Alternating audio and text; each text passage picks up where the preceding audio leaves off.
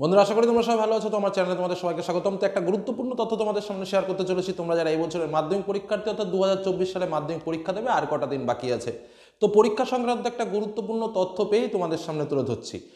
তো পর্ষদ এই মাত্র একটা ঘোষণা করলো, যে ঘোষণাটা কিন্তু এবছর পরীক্ষায় নতুন।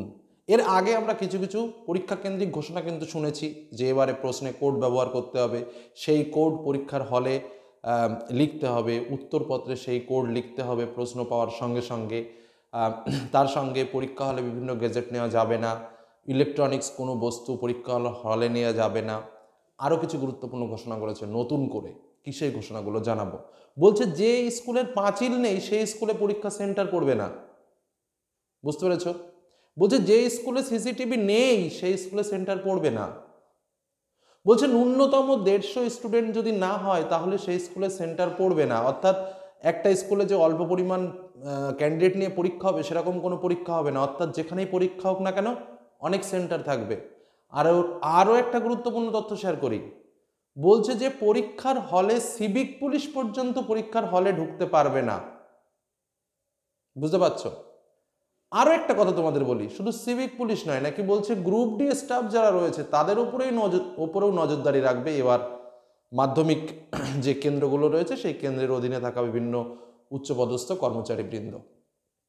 অর্থাৎ এটুকু কথা কেন বললাম, তার কারণ একটাই, যে পরীক্ষাটা কিন্তু এবার হাই সিকিউরিটি অ্যালার্টের মধ্য দিয়ে হচ্ছে। এবং বারবার আমরা যে সমস্যার মধ্যে দেখি পরীক্ষা কেন্দ্রগুলোতে প্রায় বছরই, যে পরীক্ষার শেষ হওয়ার ঠিক 1 ঘন্টা আগে সোশ্যাল মিডিয়ায় ঘুরে বেড়াচ্ছে প্রশ্নপত্র।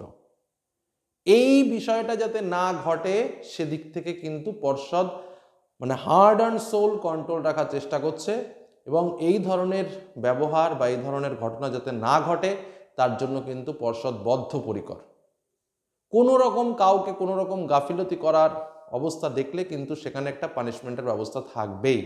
এরকমই কিন্তু একটা বিষয় মনে হচ্ছে। তো এই সম্পর্কে যে গুরুত্বপূর্ণ তথ্যটি উঠে এসছে সেটা একটু তোমাদের শোনাই। বলছে কখনো পরীক্ষা শুরুর কয়েক ঘন্টা আগে, কখনো বা পরীক্ষা শুরুর 1 ঘন্টা মধ্যে প্রশ্নপত্র ফাঁস হয়ে যাওয়ার অভিযোগ ওঠে। প্রায় প্রত্যেক বছর মাধ্যমিক পরীক্ষার সময় প্রশ্নপত্র ফাঁস সংক্রান্ত অভিযোগ ওঠে। চলতি বছরেও ওই ঘটনার পুনরাবৃত্তি না ঘটে সেজন্য একগুচ্ছ পদক্ষেপ নিয়েছে মধ্যশিক্ষা পর্ষদ। আগামী 2রা ফেব্রুয়ারি থেকে মাধ্যমিক শুরু, হাতে আর 1 মাস। পরীক্ষা শেষ হবে 12ই ফেব্রুয়ারি বেলা 11:45 থেকে 3টে পর্যন্ত পরীক্ষা। এবছরে মাধ্যমিক পরীক্ষার্থীর সংখ্যা প্রায় 7 লক্ষ। বুধবার পশ্চিমবঙ্গে মধ্যশিক্ষা পর্ষদের মুর্শিদাবাদ কার্যালয়ে চলতি বছর মাধ্যমিক পরীক্ষার প্রস্তুতি সংক্রান্ত আলোচনা সভার আয়োজন করা হয়েছিল। সেখানে উপস্থিত ছিলেন মধ্যশিক্ষা পর্ষদ সভাপতি রামানুজ গঙ্গোপাধ্যায়। বৈঠক শেষে পরীক্ষার প্রশ্নপত্র ফাঁস রুখতে একগুচ্ছ পদক্ষেপের কথা জানান তিনি।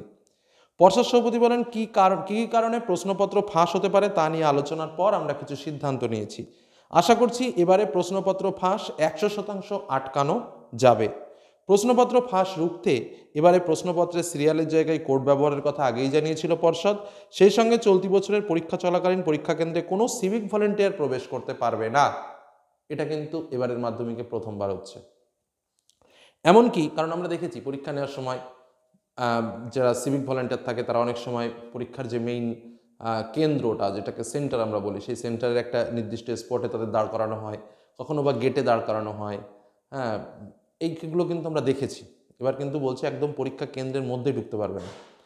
নেক্সট, এমনকি যেটা আমি তোমাদের পয়েন্ট আউট করেছি, যে সমস্ত বিদ্যালয়ের সীমানায় পাঁচিল এবং সিসিটিভি নেই সেসব স্কুলে এবারে পরীক্ষায় সেন্টার করা হবে না। এছাড়াও পরীক্ষা চলাকালীন যাতে বাইরে থেকে কেউ পরীক্ষা কেন্দ্র চত্বরে ঢুকতে না পারেন সেজন্য প্রতিটি পরীক্ষা কেন্দ্রে থাকবে আপৎকালীন সহায়তা দল।